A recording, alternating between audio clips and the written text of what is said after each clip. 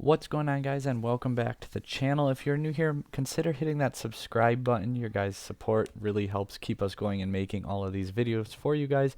If you have not seen it yet, we did do our how to beat this deck that we're actually showing you now. In our how to beat series, we have also covered Dragon Link and Dinosaur, so make sure to go check those out.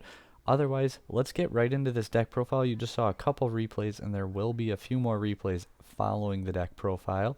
So starting out, we went with triple Alistair for our invoked starter. Obviously, you're playing 3 Alistair, 3 Meltdown, and your 1 Terraforming, so essentially 7 copies of Alistair. We are playing 3 Ecclesia with our 3 Nadir Servants as well as their starters for the Dogmatika engine. Double Fleur and 1 Maximus Dragma. I don't really go for Dragma ever game 1, so I've really considered just siding it all together, not even main decking it, because I mean, I guess like if I was in a real event and could see the people playing around me, unless I know what deck they're playing, I really just would rather go for Punishment or Fleur, I guess. And if you happen to open like your Nadir and your Ecclesia or your other like way into it, going with Fallen of Abaz or Albaz, sorry, we added him in because it just makes like if you have Nadir and Ecclesia, just getting the window lock so much easier because you Nadir sending your Apcolon, and then you add your Albaz, and you get your Schism, and then you just discard the Albaz, and that's your Dark and your Shaddoll monster for your window. So it just makes that really, really easily. So we play him in that spot. Haven't ran into any issues yet with the one basically Garnet, but at the same time, it's really not a Garnet because if you open it, you can do this and just send the same card, and then you just add like your Ecclesia to your hand, and you still discard it, so you get it to the graveyard that way. So it's really not even necessarily a full-on Garnet. Hand traps, we are playing 12. We went with 3 Ash, 3 Droll, 3 Nibiru, and 3 Infinite Impermanence. Gamma is so strong right now, but we went with Ash over Gamma.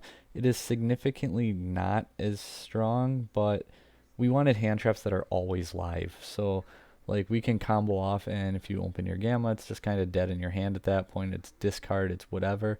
But with Ash, we have, Ash. It's a useful card. Being said, it definitely was hard to cut the Gamma because like Meltdown gets hit a lot, or your Nadir Servant even gets hit a lot.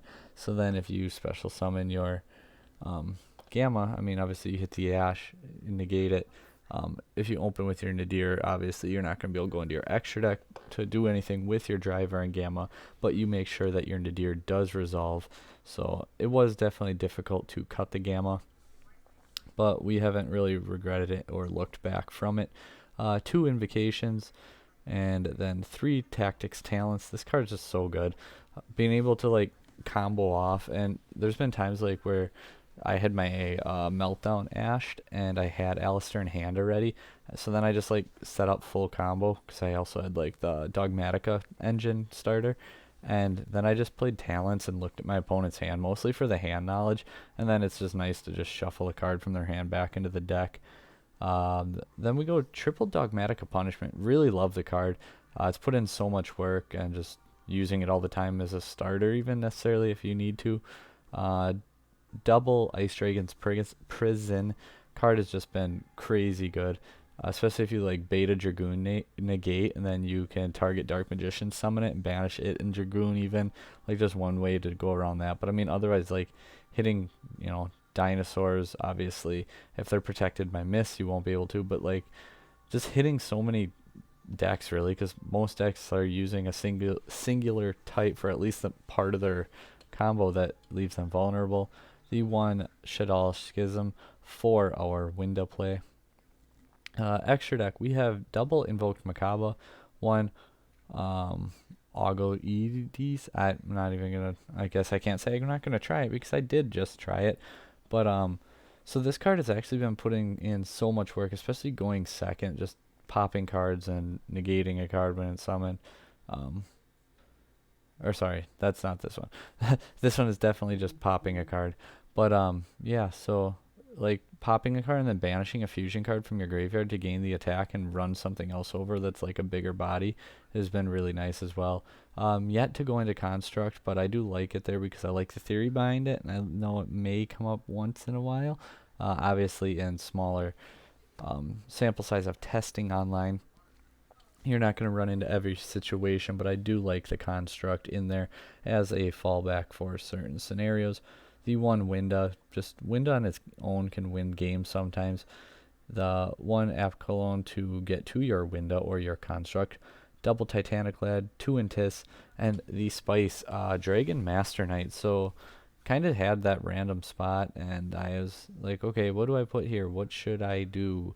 And I was like, well, there's a couple times like I happen to go up against a card where it's over 3,000, where it's over 3,500 or something, and I was just like, okay, like what's got a lot of attack? And I was like, huh, Dragon Master Knight's got 5k, so punishment, target their 4,000 beater, and you send a Dragon Master Knight and you pop it, like just for those scenarios, which actually came up a couple times, more than I thought it would, but not really enough to say, hey guys, you need to do this, because obviously most relevant decks aren't going to run into a situation like that, except for like maybe an Ultimate Conductor, but it's a good way to out that if you need to with a punishment.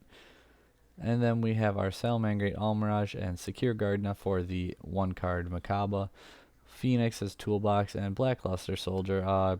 Probably could have cut this before actually recording the video. Really never go into it whatsoever.